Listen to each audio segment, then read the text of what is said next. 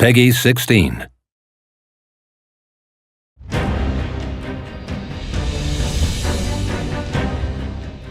Welcome to Dungeons 3 in 3 minutes.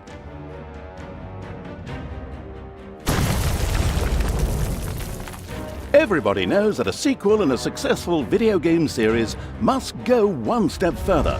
And now that the Dungeon Lord has finally united all of the evil forces under his banner, it's time for expansion. Look forward to bigger dungeons, bigger traps, bigger monsters, bigger battles. Of course, there's also a lot more to do. Across 20 campaign missions and endless randomly generated maps, the ultimate evil can really let off some steam. Sometimes, literally, when you're running from walls of fire and trying to build your lair in a flooded dungeon. Everyone loves an underwater level, don't they? Expansion and efficient dungeon management are no problem for the all-controlling evil. They may not look like it, but the legions of the Horde, the undead and demons, are more than capable of working side by side.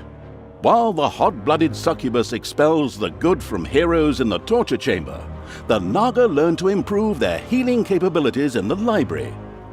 Of course, nothing of this would be possible without our hard-working green-collar, I said hard-working, snots, tirelessly creating rooms and traps. Even a dungeon lord needs a spot of fresh air on occasion. At least, that's what my mother used to say when I spent all day in front of the TV. In any case, a whole world is waiting out there to be evil-fied by the dreadful touch of the dungeon lord. And thanks to the completely revised controls, it's now even more fun to crush enemies in quaint landscapes.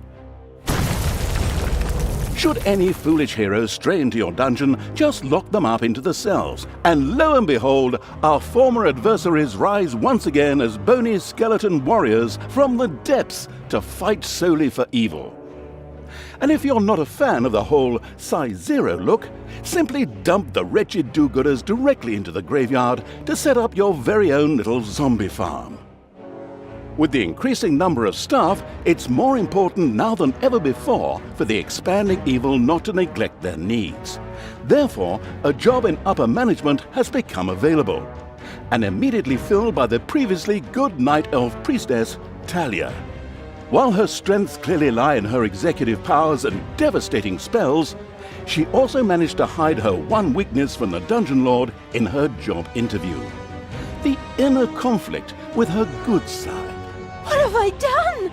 Oh no! Well, as long as her fireballs continue to torch the fluffy, flammable forces of good, that shouldn't be a problem. Hopefully. 3, 2, 1. An evil heart knows no rest.